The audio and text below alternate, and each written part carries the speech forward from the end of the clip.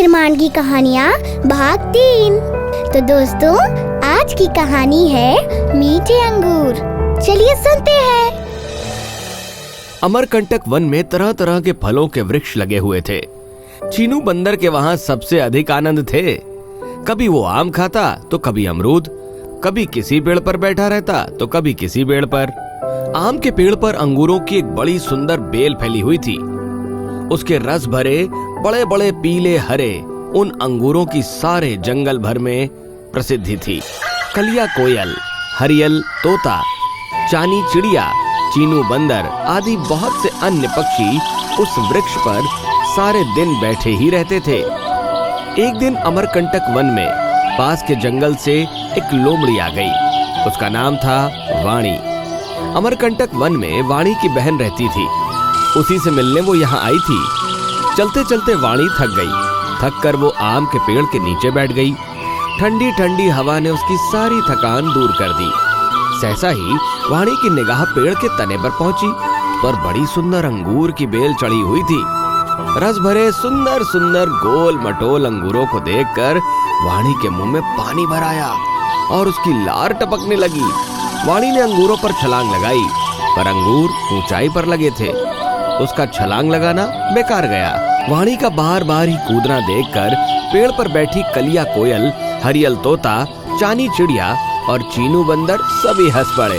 वाणी की जीभ चटकारे भर रही थी। अंगूर पाने के लिए बेताब हो रही थी।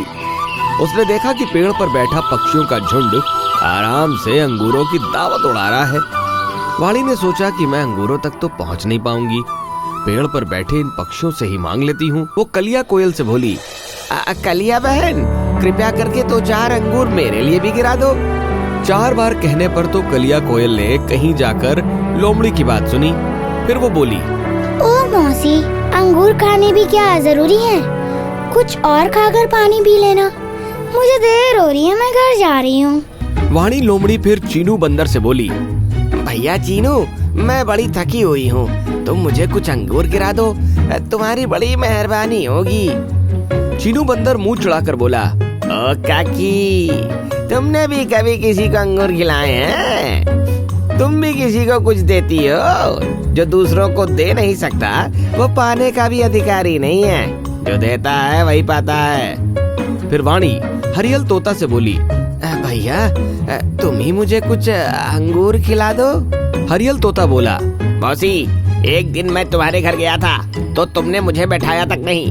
मैं कहता कहता थक गया कि मौसी मैं प्यासा हूँ, मुझे जरा सा पानी पिला दो, पर तुमने मुझे एक बूंद पानी तक न दिया। चानी चिड़िया बोली, मौसी माफ करना, हम सब मिलजुल कर प्रेम से रहे, यही अच्छा है। तुम देख ही रही हो कि हम सब पक्षी आपस में कैसे भाईचारे से रहते हैं। तुम्हारी बुरी आदत है कि तुम दूसरों में फूट डलवा सकती हो, कभी किसी की सहायता नहीं करती। यही कारण है कि कोई तुम्हारी सहायता नहीं करता। वाणी भी अपनी गलती समझ रही थी। उसने सभी के सामने प्रतिज्ञा की कि अब वो सभी से सज्जनता का व्यवहार करेगी, सभी के साथ मिलजुल कर रहेगी, दूसरों की सहायता करेगी। उसकी इस प्रतिज्ञा की खुशी में हरियल तोता, चानी चिड़िया, चीनू बंदर सभी ने पेड़ से खूब सारे अंगूर गिराए। बड़े ही मीठे थे अंगूर। वाणी ने उन्हें चटकारे ले लेकर खाया। जो बचे वो अपनी बहन के लिए पोटली में बांध लिए।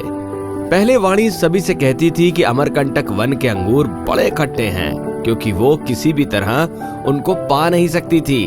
अब वो सभी से कहती है कि ये अंगूर बड़े अच्छे हैं। सहयोग संगठन से वाणी के लिए खट्टे अंगूर भी मीठे बन गए। तो दोस्तों, ये थी आज की मनोरंजक और प्रेरणादायक कहानी। ऐसी कहानियों के लिए हमारे साथ जुड़े रहिए।